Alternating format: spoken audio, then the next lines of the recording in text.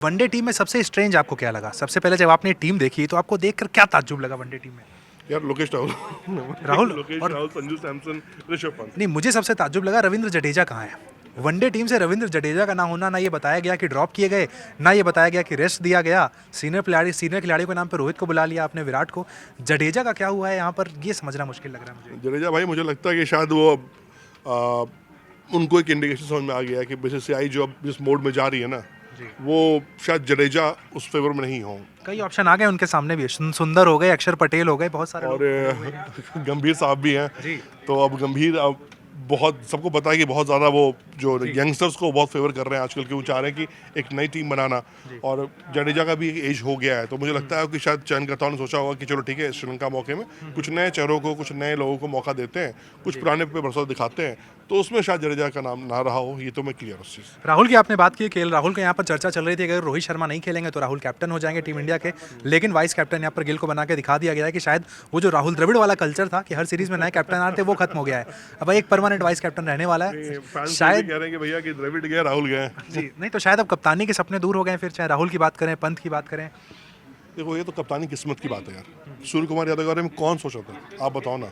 Rishabh Pant team में है, Gill team में है, हार्दिक पांड्या टीम में है, और फिर Surya Kumar Yadav out of box निकल कर आते हैं, कप्तानी करते हैं। जबकि कोई उनको कप्तानी का बहुत खास एक्सपीरियंस नहीं रहा है ना आईपीएल में। 7 मैच तो टीम के लिए किए हैं, वाइस कैप्टन थे केकेआर के लिए। तो ये भी आउट ऑफ बॉक्स आके कोच ने वो फैसला लिया कि नहीं भाई, मुझे चाहिए इस पे। तो मुझे यही लग रहा है कि हाँ भैया, लेकिन मेच्योर खिलाड़ी हैं रोहित शर्मा, वो किस तरह से टीम हैंडल करते हैं। क्योंकि रोहित को पता है कि चैंपियंस ट्रॉफी या अगला वर्ल्ड कप उनका आखिरी है, तो संन्यास तो ले चुके T20 से, तो वो चैंपियंस ट्रॉफी मान के चल रहे कि 2 साल भी क्रिकेट उनका थैंक्स कर देंगे वो। वहीं अगर बात करें एक और खिलाड़ी है श्रेयस अय्यर, जिनका कमबैक हमने डिस्कशन किया था कि कमबैक होने वाला है। चर्चा हमारे बीच में थोड़ा कंफ्यूजन था, लेकिन वहाँ पर कमबैक चलिए हो गया है, वनडे के लिए बुला लिया गया मैं है। तो क्लियर कहूंगा कि केकेआर की जो जीत है, ये उसको उनको ये गिफ्ट दिया गया है, ये रिटर्न गिफ्ट है। हर्षित राणा को भी। हाँ, कोच ने गिफ्ट दिया ही है। मैं तो क्लियर कहूंगा कि कोच ने बोला कि नहीं, खिलाड़ी अच्छा है, दमदार है, लेकिन आईपीएल में बल्ले से ताकत वो नज़र नहीं आई थी उत्कर्ष।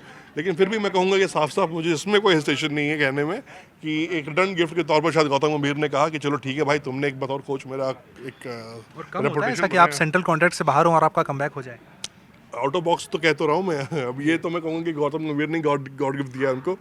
अब इसके अलावा कुछ नहीं है। बनता था कमबैक। यार उससे पहले अब कहूँ ना कि मैं, वही बात होती है ना कि अब टीम में तो 17-18 चुन लो यार, लेकिन खिलाओगे तो 11 ही नहीं खिलाओगे।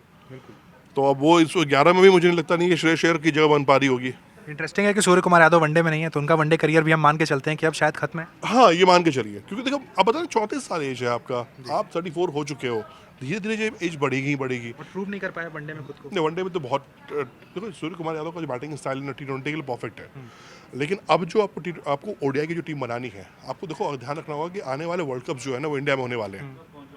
तो आपको एक ऐसा कप्तान तैयार करना होगा, ऐसी टीम तैयार करनी होगी जो हर माहौल में खेल सके। उसके लिए अब अगर हमारे पास चैंपियंस ट्रॉफी है, टेस्ट चैंपियंस ट्रॉफी है, वो हमें जीतना है, क्योंकि हम लगातार 2 बार फाइनल में पहुंच के हार जा रहे हैं। रोहित के टारगेट में भी है वो कि भैया मुझे भी विदाई लेनी है, तो ये चैंपियनशिप ट्रॉफी का वो गदा जीत के जाना है। ठीक है, चैंपियंस ट्रॉफी भी है, वो भी जीत के जाना चाह रहा है, तो यानी टेस्ट भी जीतना है उन्हें और वनडे भी जीतना है। एक टीम ऐसी बनानी है उन्हें जो वो छोड़ के जाए, तो ऐसा ना लगे कि एक बहुत बड़ा वैक्यूम क्रिएट हो गया है। एक परफेक्ट बैलेंस टीम मिले हमें, एक मैच्योर कप्तान मिले हमें, जिनके जाने के बाद ओडीआई में भी और टेस्ट में भी। तो ये चीज़ें रोहित शर्मा को करनी है, यानी अपने जाते जाते भी उन्हें कई चीज़ें टीम को दे के जानी है।